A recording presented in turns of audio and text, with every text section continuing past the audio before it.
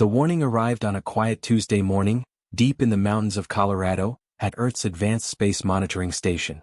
John Miller, a young analyst with an eye for detail, stared at his screen in disbelief. The energy readings that were flooding his terminal were unlike anything he had ever seen before, the kind of anomaly that makes even the most experienced scientist pause. It wasn't just unusual, it was massive. "Sir, you need to see this," John called out to his supervisor, Robert West, who was still holding his coffee cup as he hurried over to John's station. The readings were showing unprecedented energy spikes near Jupiter's orbit. Something huge was out there. Something that was moving towards Earth with clear intention. Miller zoomed in on the data, hoping for some sort of error, but the numbers didn't lie. The signal was real. Whatever was out there, it wasn't a comet or an asteroid. It wasn't even a natural phenomenon. It was something far more alarming. Within a few short hours, the data began pouring in from every major observatory on Earth. The readings were the same across the board. Massive ships, over a dozen, were heading straight for Earth. And they were enormous. The ships' energy signatures were too powerful to be the work of any known human technology. They were clearly not human-made. These ships moved with precision, in perfect formation, their sleek metallic hulls gleaming under the distant sunlight as they advanced, unimpeded, toward Earth. The signs were unmistakable. Earth was under threat, but the scale of the threat was something humanity had never experienced before. In Washington, D.C., the Earth Defense Council convened for an emergency meeting. The room was filled with representatives from every nation, their faces pale and tense as they exchanged worried glances. It had been less than a day since the first signs had appeared, but now every nation knew something far more troubling was afoot. The fleet was real and it was coming. General Laura Hayes, a battle-hardened veteran with a steely gaze, stood at the front of the room, her voice firm as she addressed the council. "Ladies and gentlemen," she began, her voice steady despite the urgency of the situation, "we are no longer alone in the universe. Whoever they are, they've brought an army. We need to prepare and fast." As if on cue, every screen and communication device in the room flickered to life. A tall figure appeared on all channels, its presence looming over the assembly. The being was humanoid in shape, but its appearance was distinctly alien. It wore a dark uniform adorned with strange symbols, its skin tinged with a bluish hue, and its eyes glowed with an eerie inner light. The figure spoke in perfect English, its tone calm but chilling. "People of Earth," the alien figure began, its voice carrying a tone of authority, "I am Admiral Reed of the Galactic Empire. Your planet has been chosen to join our great civilization. Resistance is not advised. We have conquered 10,000 worlds. Your primitive technology cannot hope to match ours." The transmission ended abruptly, and the room erupted into chaos. Some shouted for immediate action, others urged diplomacy. But among the noise, one voice stood out. Major James Wilson, Earth's top military strategist and known for his quick thinking and brilliant tactical mind, rose to his feet. He was younger than most in the room, but his reputation for unconventional warfare had earned him a seat at this critical meeting. As the others fell silent, Wilson quickly pulled up data on the main screen. "I've been studying the Empire's conquest patterns," he said, his voice calm but filled with urgency. "They always follow the same steps: show of force, quick invasion, minimal damage to infrastructure. They've never failed because no one has ever been ready for them. But they've never encountered Earth before." He zoomed in on a detailed analysis of the Empire's past invasions, drawing a clear pattern. "What we have that they don't expect," Wilson continued, "is a unique advantage. Our history. We've spent thousands of years fighting among ourselves, developing tactics, learning to think outside the box. Every terrain, every climate, every conceivable combat scenario, we've fought in it." The room grew quiet as his words settled in. General Hayes nodded slowly, a small but knowing smile appearing on her face. "So, what you're saying, Major, is that our greatest weakness might actually be our greatest strength?" Wilson nodded. "Exactly. They expect us to either surrender or fight conventionally. But they don't know that humans wrote the book on unconventional warfare. Every guerrilla tactic, every resistance movement, every against-all-odds victory, that's our playbook." Dr. Anna Thompson, the head of Earth's Scientific Council, spoke up next, her expression serious. "There's something else," she said, tapping away at her tablet. "Their ship's energy signatures show some unusual patterns. I need more data, but I think we may have an advantage. Earth's magnetic field is already affecting their systems. They don't know it yet, but they might have just picked the worst possible planet to invade." General Hayes stood a little straighter, a glimmer of hope sparking in her eyes. "Then we have work to do. We don't tell them we're preparing. We don't show our hand. Let them think we're primitive. Let them underestimate us because when they make their move—" She paused, allowing the weight of her words to settle in. "They'll learn why you don't corner a species that turned their entire history of warfare into an art form." As the council began forming their plans, the Empire's fleet continued its steady advance, casting long shadows as it moved closer to Earth. But for the first time in the Empire's long history of conquest, they were about to face something entirely different. They were about to face a planet that, without even knowing it, had spent its entire existence preparing for this very moment. Humanity was ready for a fight, and the Empire had no idea what was coming. The Empire's observers arrived in 3 small ships, landing in major cities across Earth: New York, Beijing, and London. The alien observers walked among humans with their heads held high, their glowing blue eyes scanning everything around them with an air of superiority. They were here to assess Earth, to understand the primitive species they had targeted for conquest. The leader of the observers, an alien named Tom, a name he had chosen because humans couldn't pronounce his real one, met with Earth's leaders at the United Nations. As they walked through the streets of New York, Tom marveled at what he saw. "Your cities are quaint," he remarked, his voice dripping with condescension. "Such primitive transportation systems. You still use wheels?" Behind him, Major Wilson and Dr. Thompson walked together, playing their roles perfectly. They acted impressed by everything the observer showed them, asking seemingly simple questions that made them appear harmless, unaware. But the questions were far from simple. They were strategic, designed to gather more information. Meanwhile, underground bunkers around the world buzzed with activity. Scientists and military analysts pored over every bit of data they gathered from each observer visit, the beep of the alien devices, the casual remarks they made. Every piece of information was carefully catalogued and analyzed. What the Empire didn't know was that humanity wasn't as primitive as they thought. In secret labs, military commanders and scientists worked tirelessly to decipher the exact nature of the alien technology. They studied every pattern in the energy signatures, every flaw in the observer's behavior. Humanity was preparing its response, using the same ingenuity and resourcefulness that had made them one of the most unpredictable species in the galaxy. They weren't just playing along with the aliens' assessment, they were studying them, learning everything they could, preparing for the day when the true battle would begin. They were playing the long game, letting the Empire think they were harmless while they gathered their resources, waiting for the moment when they would strike back. And when that moment came, the Empire would find out just how dangerous a species could be when it had spent centuries preparing for this kind of challenge, when it had built its strength not just in technology but in knowledge, resourcefulness, and resilience. The battle for Earth was just beginning, and the Empire was about to face an opponent like no other. As the days passed, the tension on Earth grew palpable. Governments, military forces, and scientists worked around the clock, putting into action every plan, every theory, and every tactic they had been preparing for years without knowing when or if it would ever be needed. Humanity's response was not to rush into battle, but to outsmart the Empire. They knew the invaders would underestimate them, thinking Earth's primitive technology and scattered resources made them easy prey. But Earth's greatest asset was its people, an endless well of creativity, ingenuity, and adaptability. Major Wilson's tactics were already being discussed in high-level strategy rooms, where commanders worked with military units to devise the most unconventional yet effective responses. Dr. Thompson and her team were analyzing the weaknesses in the alien technology, finding ways to exploit the very energy signatures that the invaders had assumed were invulnerable. Earth was not just preparing to defend, it was preparing to win, not by force of numbers or superior firepower, but by using what they had always done best: outthink, outlast, and adapt. The Empire's grand plan, so meticulously crafted for countless worlds, was about to meet the one force it had never encountered, a planet united not just in defense, but in the pursuit of victory no matter the odds. In the quiet depths of a high-security lab hidden deep beneath the rugged mountains of Colorado, Dr. Anna Thompson pored over the data she had been compiling for weeks. It was late at night, and the air in the facility was thick with anticipation. Major James Wilson, Earth's top military strategist, stood beside her, his expression intense as he scrutinized the findings on the screen. What Dr. Thompson had discovered was monumental.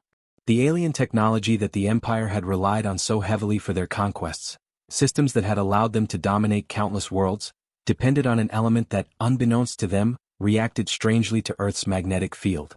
It wasn't just a minor anomaly, it was a critical vulnerability that they had yet to notice. As she spoke, Dr. Thompson's voice was steady, but it carried an undercurrent of excitement. Their technology is designed to harness this element, she explained, tapping a button that caused a complex data visualization to appear on the screen. But look at this. The longer they stay within Earth's magnetic field, the more their systems degrade. It's like Earth's natural magnetism is counteracting their technology, slowly neutralizing its effects without them realizing it.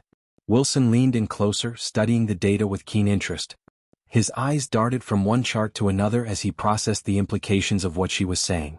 The Empire, in their overconfidence, had misjudged the one thing that Earth had in abundance: its magnetic field, which was unknowingly interfering with their advanced systems. "Can we use this to our advantage?" he asked, his voice barely above a whisper. Dr. Thompson smiled, a rare expression of triumph on her face. "We already are," she replied, her eyes gleaming with the satisfaction of having discovered the Empire's critical flaw. "Their systems are weakening the longer they stay here. They don't realize it yet, but they've just walked into the one place where their technology can't function as expected. Their arrogance is their downfall." As the human resistance quietly prepared, the Empire's observers continued their evaluation of Earth, systematically visiting major cities to assess the planet's capabilities. The observers, led by a figure named Tom, who had chosen the name for its simplicity as the humans struggled to pronounce his true name, saw only what they wanted to see: a primitive planet with outdated technology and a backward way of life. The visitors toured cities like New York, Beijing, and London, marveling at what they considered Earth's quaint, primitive infrastructure. In their eyes, Earth's reliance on nuclear power, basic computers, and outdated weapons seemed like a laughable show of resistance. With each careless comment and dismissive observation, the Empire's confidence grew. They believed that Earth was just another conquest waiting to happen. Tom, with his glowing blue eyes and cold demeanor, reported back to Admiral Reed, detailing the mundane discoveries they had made.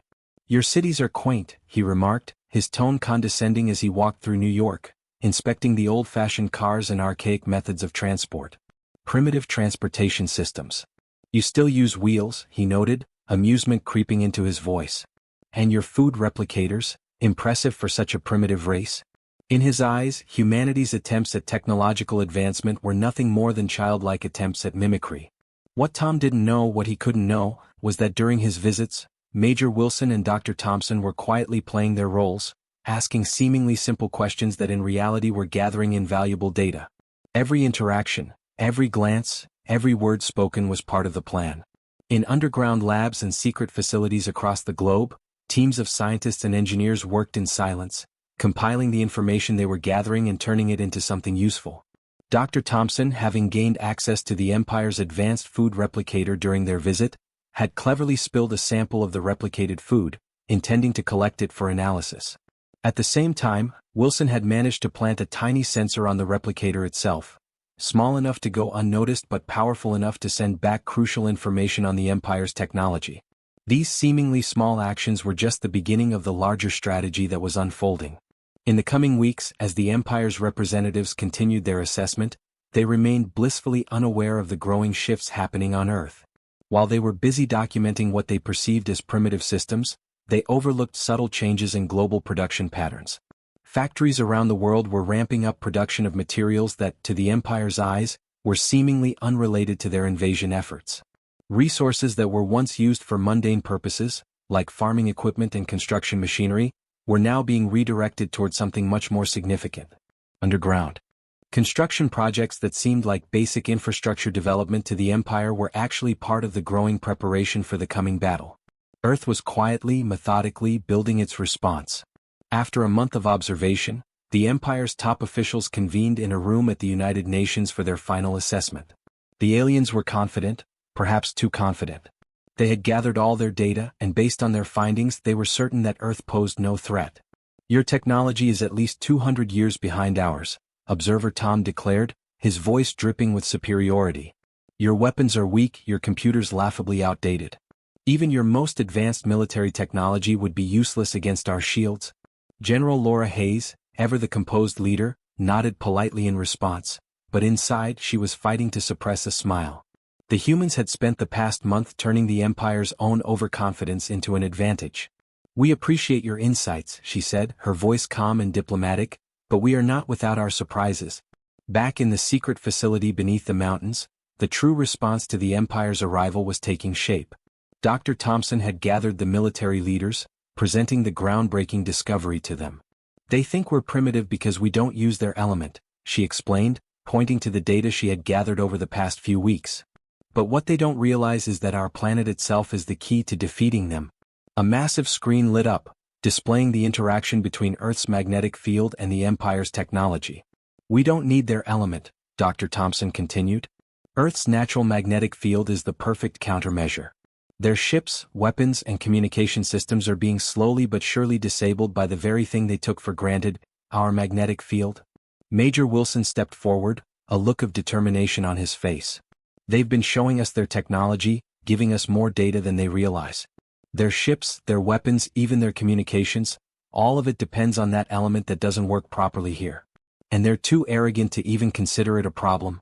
General Hayes was quiet for a moment, absorbing the information. How long until they realize their mistake, she asked. Wilson smiled, his expression grim. By the time they realize it, it will be too late. They see what they expect to see, primitive people ready for conquest. They don't see what we really are.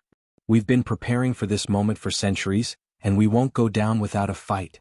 Meanwhile, in orbit, the Empire's fleet began to assemble, their massive ships casting ominous shadows across the sky.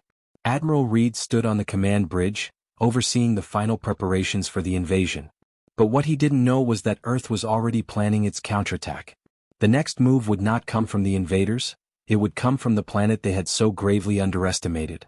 Admiral Reed stood at the command console of his flagship, watching the events unfold with a mixture of boredom and satisfaction. His eyes scanned the holographic map of Earth, showing the positions of his fleet as they moved steadily toward their objective. Such a simple conquest, he muttered to his officers, the confidence in his voice unwavering. They still think nuclear weapons are impressive. This won't even be a fight. He leaned back in his chair, feeling certain that Earth was just another planet to add to the Empire's growing collection. Yet, on the surface of Earth, humanity was far from helpless. In secret facilities scattered across the planet, people were hard at work preparing a defense that would surprise the Empire. Soldiers, once thought to be out of date, were now training with new weapons designed specifically to exploit the weaknesses in the Empire's technology. Old military bases, which the Empire had assumed were abandoned or irrelevant, had been reactivated, repurposed, and were now home to underground factories churning out supplies at full capacity. In one such facility located deep in the Rocky Mountains, Major James Wilson stood before a group of commanders, overseeing the final stages of the training exercises. He spoke with authority, his voice steady and confident. The Empire thinks we only have bullets and missiles, he explained, gesturing toward the soldiers practicing with modified weapons. They don't realize we've adapted our so-called primitive weapons to work perfectly in Earth's highly magnetic environments. While their fancy energy weapons sputter and fail, our kinetic weapons will work better than ever. His eyes scanned the room, watching as the soldiers fired their weapons at targets designed to simulate the advanced armor of the Imperial forces. The bullets fired from the human-made guns had been specially designed to penetrate the shields and armor of the Empire's troops, and the results were promising. Meanwhile, halfway across the globe, deep in the heart of the Amazon rainforest, Earth's most brilliant computer scientists were engaged in a completely different kind of battle. For weeks, they had been analyzing every signal transmitted by the Empire's observers. While the Empire had written off Earth's computing power as nothing more than rudimentary and outdated, the humans had been silently recording every transmission, every exchange of data, and reverse engineering the communication systems of the invaders. They had been working in secrecy, using every bit of Earth's technological ingenuity to crack the Empire's codes. It's their overconfidence that will be their downfall, one of the lead programmers said as he monitored streams of decoded data on his computer screen. They don't even bother encrypting most of their transmissions. They think we're too primitive to understand them. The programmer smiled to himself, pleased with the progress they had made. With each passing day, they grew closer to understanding the full scope of the Empire's technology, and more importantly, how to counter it. The Empire's arrogance had allowed humanity to gain an edge, and they were exploiting it to the fullest. Back in Earth's Global Command Center, located deep underground to avoid detection by the Empire's advanced sensors, General Laura Hayes oversaw the final preparations for the coming conflict. The center was buzzing with activity, but there was an air of calm determination in the room.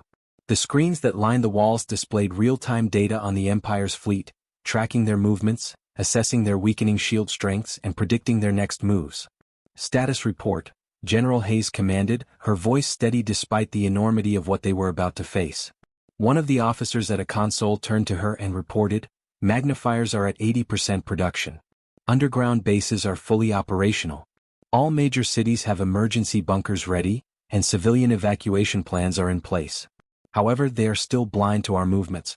Our latest scans show they still believe we're running around in panic. They've detected some of our movements, but they've dismissed them as primitive defense attempts." General Hayes allowed herself a small smile. "Good. Let them think that. How long until we're ready?" Major Wilson, who had been monitoring a different screen, looked up from his tablet. 2 more weeks. Dr. Thompson needs that time to finish the Global Magnetic Field Enhancement Network." He paused, his eyes shifting toward the massive ships visible through the command center's skylight. "After that," he said, his voice tinged with anticipation, "they'll learn what humanity does best: survive against all odds." The sun set on Earth that evening, casting long shadows across the command center as preparations continued on both sides. The Empire, still convinced that Earth was an easy target, readied their fleet for what they believed would be a simple conquest. In orbit, the Imperial ships lined up, their sleek, imposing forms casting shadows on the planet below. Admiral Reed stood on the bridge of his flagship, his eyes gleaming with the certainty of victory. He had chosen the Antarctic as the location for their first base, believing it to be the perfect site for the Empire's invasion. There were no civilian populations to worry about, no military installations to protect. It was just ice and empty land.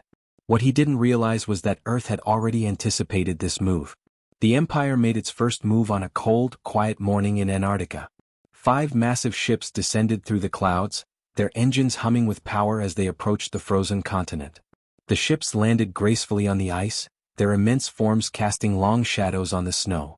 The doors of the ships opened and Imperial troops marched out, their advanced armor gleaming in the cold sunlight.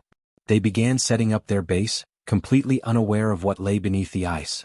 "Sir," an Imperial officer reported to his commander, his voice filled with pride, "scanners show no human activity within 1,000 miles. The area is secure." The commander smiled, confident that the landing had gone smoothly. "Excellent," he said. "Begin Phase 1 of the installation. Admiral Reed wants this base operational within 24 hours. But unbeknownst to the Empire, their confidence was about to be shattered. Deep beneath the Antarctic ice, in bunkers the Empire had never detected, Major Wilson and his team watched the Imperial ships' movements on their screens. Soldiers from 20 different nations stood ready, their weapons in hand, their nerves steady. They had trained for this moment for months. "Magnifiers are charged and ready," one of the soldiers reported. Wilson picked up his radio and issued the command. "Remember your training. Let them land first. Let them think they're safe. Then we show them why you don't invade Earth." The soldiers spread out, ready to strike at the moment of their choosing. As the Empire's troops began to unload and set up their base, they had no idea that Earth had already prepared for their arrival.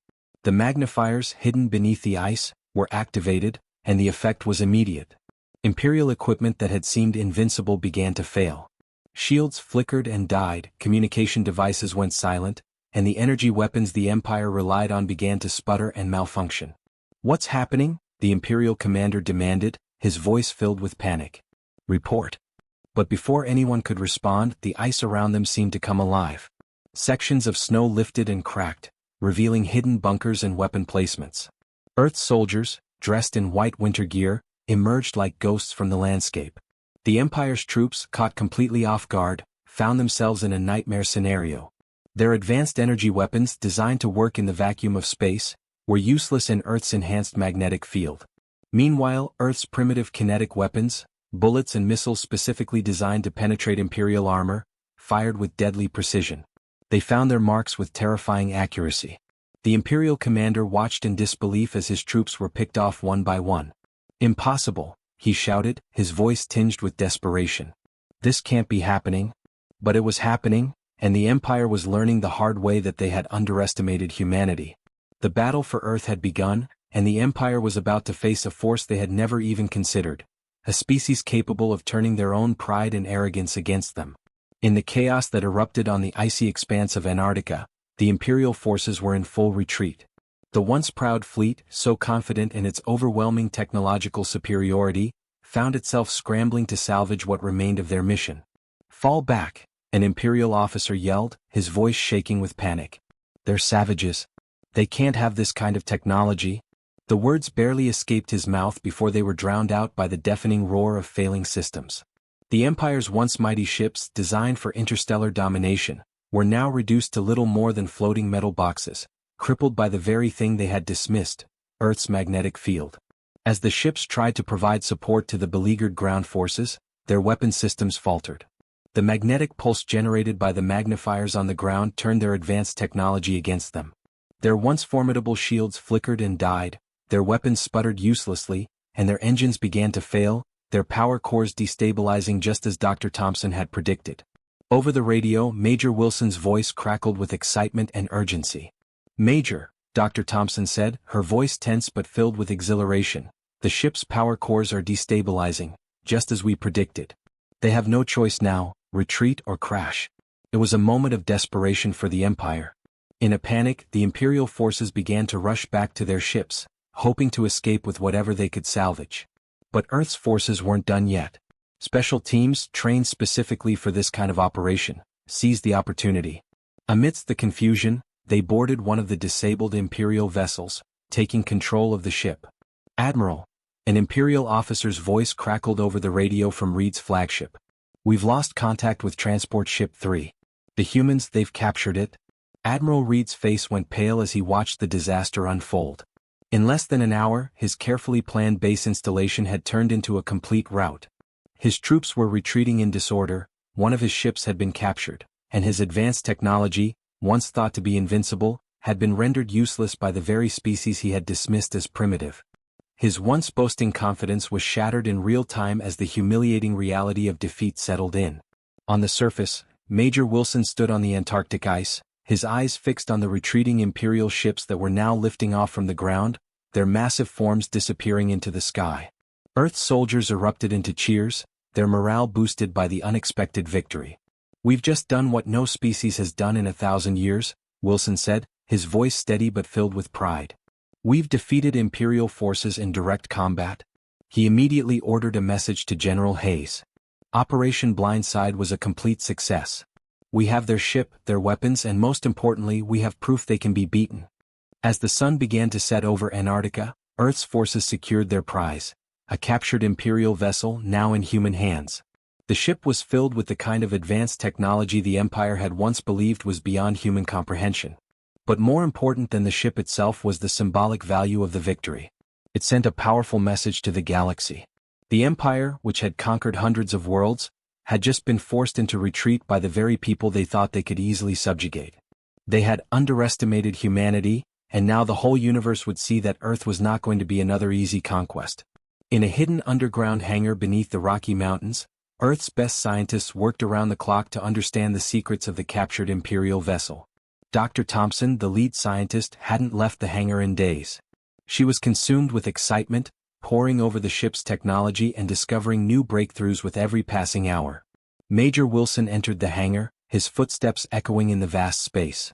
"Look at this," Dr. Thompson said, her voice filled with wonder. She gestured toward the ship's massive engine core. "Their entire power system depends on an element they called star metal. But here's the beautiful part. It becomes unstable in strong magnetic fields. Earth's natural magnetic field was already affecting it, and our magnifiers render it completely useless." Wilson walked around the engine, inspecting the powerful technology that had once seemed unbeatable. "Can we use their own technology against them?" Wilson asked, his tone eager though cautious. Dr. Thompson smiled, her eyes gleaming with satisfaction. "Even better," she replied, leading him to another part of the hangar. She pulled a cover off a large, complex device. "We've created this," she said, her voice filled with pride. "It's a magnetic pulse cannon. It uses their own star metal to create a wave that will shut down any Imperial ship within range." She paused, her grin widening. "And they'll never see it coming?" Above ground, the situation had reached a boiling point. Admiral Reed, furious over the defeat in Antarctica, had brought his entire fleet to Earth, determined to crush the resistance and bring the planet to its knees. 10,000 ships filled the sky, their massive forms blotting out the sun, turning day into night. "Surrender now?" Admiral Reed's voice echoed across every communication channel on Earth. "You have 1 hour to decide, or we will destroy your entire civilization." But down in Earth's global command center, General Hayes remained calm, watching the tactical displays with unwavering resolve. Earth's preparations were complete. Every major city had magnetic shield generators hidden underground, and the new pulse cannons were strategically placed at key locations. Humanity had readied itself for the next step in the war. Most importantly, Earth was ready to send a message to the invaders. "Send our response," General Hayes ordered, her voice steady but firm. On every Imperial ship, screens lit up with a simple message: "No." Admiral Reed's face twisted with rage as he read the message. His patience had worn thin. "Begin the attack," he ordered, his voice dripping with fury. "Show these primitives what real power looks like." The Imperial fleet opened fire, thousands of energy weapons lighting up the sky as they rained down on Earth. But something was wrong. The weapons that had once destroyed countless civilizations barely reached Earth's surface. The magnetic shields, now operating at full power, turned the deadly beams into harmless light shows. For the first time, the Empire's weapons were useless against their intended target. "Now," General Hayes commanded. Across Earth, the hidden pulse cannons activated. Waves of magnetic energy rolled through space, reaching the Imperial fleet. One by one, the Imperial ships began to fail. Their mighty engines, once powered by the star metal that made them invincible, sputtered and shut down. Entire ships crashed into each other as their control systems failed, their once sleek forms spiraling helplessly out of control. "Impossible?" Admiral Reed screamed, watching in disbelief as his fleet fell into chaos. "How are they doing this? They're primitives?" His voice cracked with frustration, unable to comprehend how such a simple species could turn his empire's pride against them. Major Wilson's voice cut through the chaos, reaching every Imperial communication channel. "You made a mistake, Admiral," he said, his tone calm yet full of conviction. "You thought technology meant civilization. You never understood that humanity's greatest weapon isn't our tools, it's our ability to adapt and overcome." On Earth's surface, humanity launched its counterattack. Fighters, specially designed to operate without star metal, took off from hidden bases. Their weapons, simple but highly effective, were perfectly engineered for this moment. The space around Earth quickly turned into a graveyard of Imperial ships, some fleeing, their engines sputtering and failing as they attempted to retreat. Others were unable to escape the magnetic pulse and were destroyed outright. The Empire's invasion had failed. And for the first time in history, Earth had not only survived, it had struck back. As Earth's victory continued to echo across the galaxy, it became increasingly clear that humanity had done the impossible. The mighty Imperial fleet, which had conquered 1,000 worlds, was now in disarray, and the Empire was facing a crisis unlike any it had ever encountered. Earth, a planet they had dismissed as too primitive to be of any concern, had not only fought back but had destroyed one of their fleets, forcing the Empire to reckon with the reality that their technological superiority had been turned against them. Dr. Thompson stood in her command station, watching with satisfaction as the magnetic pulse cannons continued their devastating work on the Imperial fleet. The air was thick with the sound of alarms and the low hum of energy fields working overtime to disrupt the enemy's systems. "Their entire fleet is built around a fatal flaw," she said to her team, her voice steady but laced with excitement. "They never imagined someone could turn their greatest strength into their greatest weakness." In the cold expanse of space, Admiral Reed's flagship was one of the last remaining ships still functioning. From his command post, he could see the devastation unfolding around him. Imperial ships that had once struck fear into the hearts of entire galaxies now found themselves surrounded by Earth's fighters, their systems failing one by one. The Empire, which had never known defeat, was now being humiliated by a species that had not even reached the stars. Reed's once confident demeanor crumbled as he whispered in disbelief, "How? How did primitives beat us?" The answer came in the form of a message broadcast across all Imperial communication channels. General Hayes, calm and resolute, spoke directly to the enemy's leadership. "Because you forgot the most important rule of warfare," she began, her voice cutting through the static of the failed Imperial transmission. "Never underestimate your enemy. Earth doesn't bow to tyrants.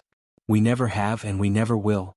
As General Hayes' words rang out across the galaxy, the sun began to rise over Earth. It illuminated a very different scene than what the Empire had envisioned. Instead of seeing a conquered planet, the Empire was facing something unprecedented.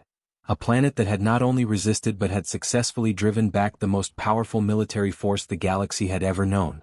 The defeat of the Imperial fleet was not just a military setback, it was a symbol of defiance, a clear message that Earth would not be subjugated. The Empire's undefeated streak had ended, and Earth was just beginning to write a new chapter in galactic history. The news of Earth's victory spread like wildfire across the galaxy. For the first time in over 1,000 years, the Empire had not just lost a battle, they had lost an entire fleet. The tremors of this defeat reverberated through Imperial territories, shaking the foundations of the once invincible Empire. In the Imperial capital, far away from Earth, the High Council convened in emergency session. The Grand Council chamber, usually filled with the quiet murmur of strategic discussions and the plotting of new conquests, now echoed with angry shouts and demands for answers. How could this happen? The High Commander bellowed, his fists slamming down onto the Golden Council table. His voice trembled with fury and disbelief. One primitive planet has destroyed our best fleet? What went wrong? Admiral Reed, now stripped of his medals and once proud uniform, stood before the council. His face was pale, his confidence shattered by the humiliating defeat. They tricked us, he stammered. We thought they were simple savages, but they turned our own technology against us. They had no right to beat us. How could we have missed this? While the Imperial High Command was scrambling to understand their monumental failure, back on Earth, humanity was already moving to change the rules of galactic warfare. Dr. Thompson and her team of scientists worked tirelessly, studying the captured Imperial ships, deconstructing their technologies, and unlocking the secrets of their advanced weapon systems. What they discovered would forever alter the balance of power in the galaxy. The Empire's weakness is now everyone's weapon, Dr. Thompson announced during a global broadcast that reached millions of viewers across Earth and beyond. We found a way to create simple magnetic pulse generators using materials available on most planets. Any world, no matter how primitive, can now build them. Any people can fight back. Earth's victory had not only given hope to its own people, but it had sparked a revolution of resistance across the galaxy. Major Wilson, who had been promoted to colonel, now led the effort to train freedom fighters from other worlds. These fighters were smuggled to Earth by a growing network of resistance ships, arriving in secret to learn humanity's methods of warfare. Your worlds have something the Empire never expected, Wilson told a group of alien fighters. You have the same thing Earth had, the will to be free. Now you have the tools to make it happen. Despite the Empire's best efforts to suppress the truth, the stories of Earth's victory could not be contained. They spread from planet to planet, inspiring oppressed species and awakening a fire of resistance in the hearts of those who had long been enslaved. The once feared Imperial ships, symbols of unstoppable power, now found themselves avoiding confrontation, unwilling to risk facing Earth's new weapon, the magnetic pulse that rendered their technology useless. Meanwhile, in orbit around Earth, workers dismantled the defeated Imperial ships, learning their secrets and improving Earth's defenses. The sky, once darkened by the presence of the Imperial fleet, now gleamed with the light of freedom.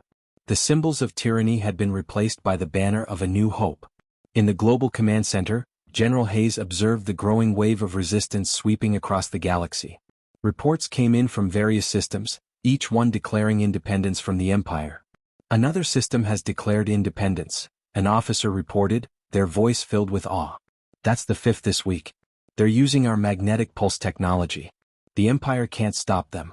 In a final desperate bid to regain control, the Empire sent a diplomatic mission to Earth. Their message was one of peaceful cooperation and mutual benefits. It was a transparent attempt to salvage their reputation and secure a future alliance with Earth. The Earth Defense Council, however, was not fooled. General Hayes delivered their response across every communication channel in the galaxy. Earth is not interested in your peace offers. We are not interested in your benefits. What we are interested in is freedom, not just for Earth but for every world you've enslaved. Your time of conquest is over. The Empire's response came swiftly. They declared Earth a prohibited zone, a place deemed too dangerous for Imperial ships to approach. They claimed it was to protect the galaxy from Earth's primitive violence, but the truth was clear to all. The Empire was afraid.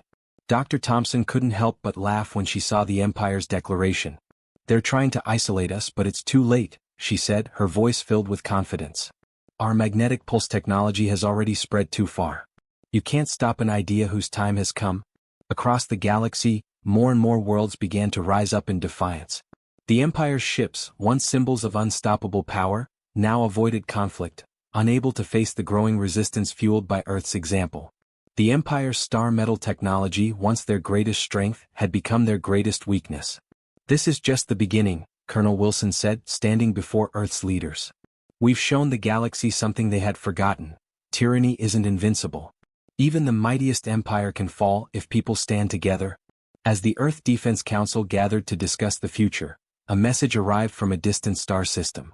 Its people had just overthrown their imperial governors, using Earth's techniques. Their message ended with words that would soon become famous across the galaxy. "Thank you, Earth. You taught us that being primitive isn't about your technology. It's about refusing to be conquered." The revolution had begun, and Earth was no longer just a planet, it had become a symbol of hope for the galaxy.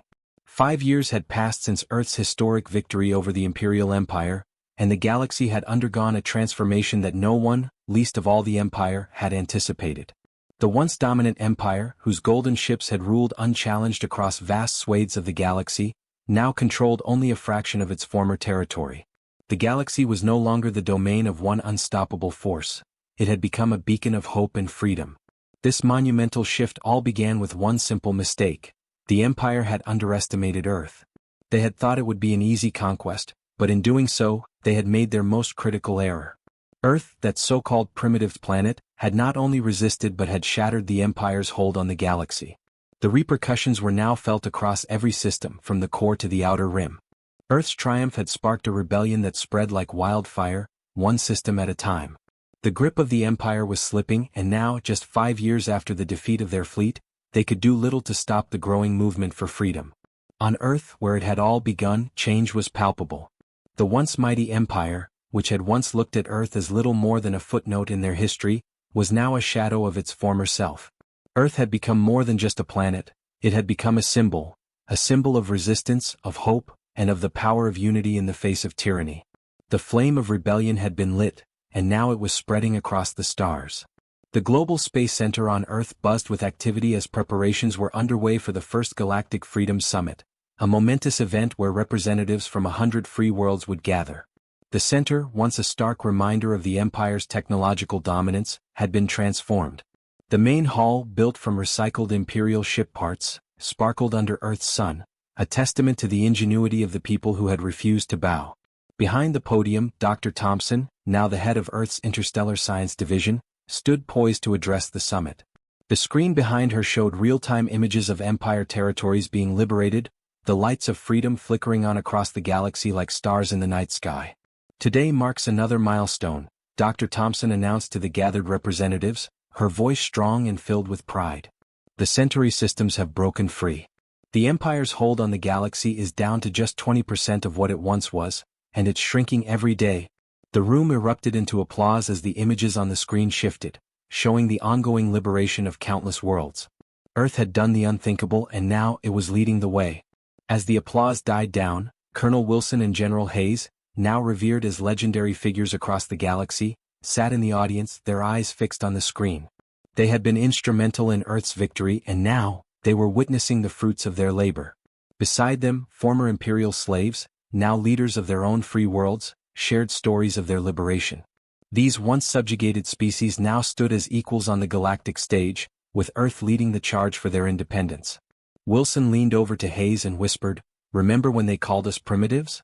Hayes smiled, her eyes reflecting the pride she felt for their accomplishments. "Being primitive saved the galaxy. We were too simple to know we couldn't win."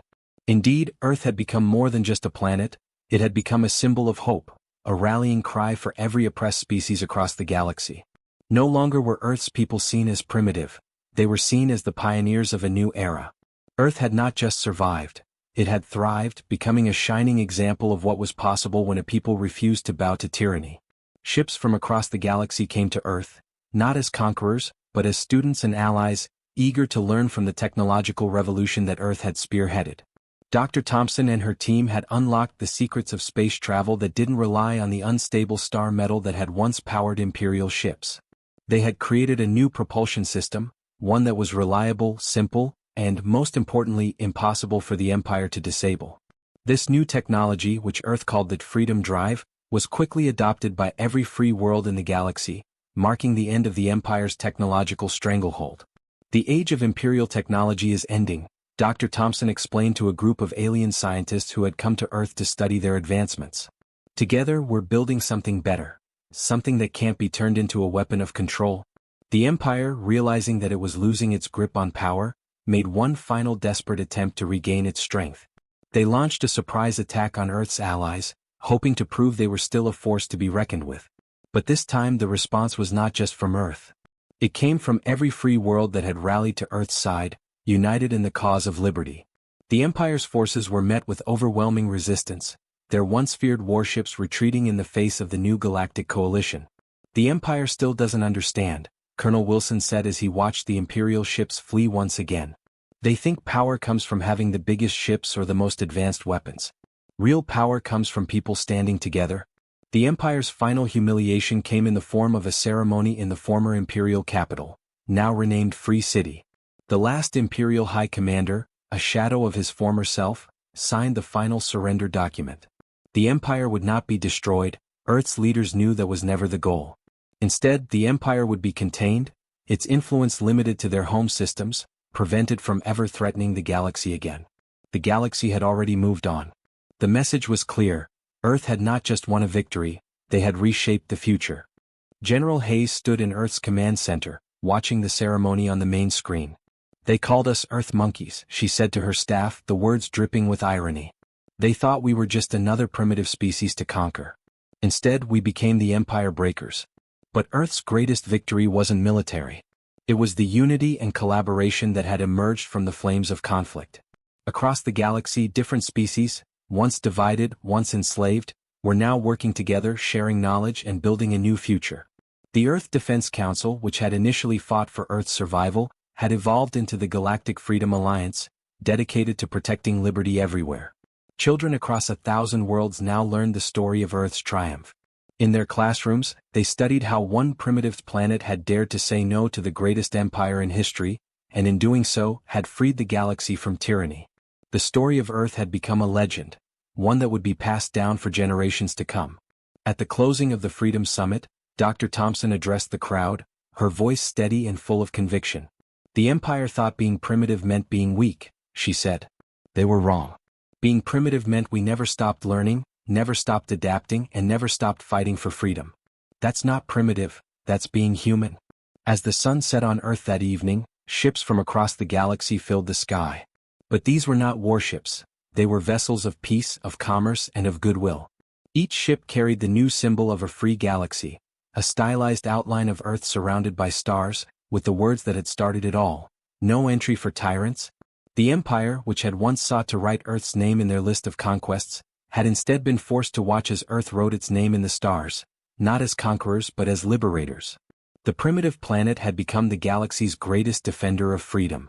Somewhere in the depths of space, Imperial ships still avoided Earth's solar system, carrying warnings about the dangerous primitives who had done the impossible, broken an empire and freed a galaxy. All because they refused to bow. And so, the story of Earth's victory continued to echo throughout the stars, a reminder to all that no matter how small, no matter how primitive to people might seem, they could always rise up and change the course of history. The galaxy had been freed and Earth had shown the way. The end was just the beginning.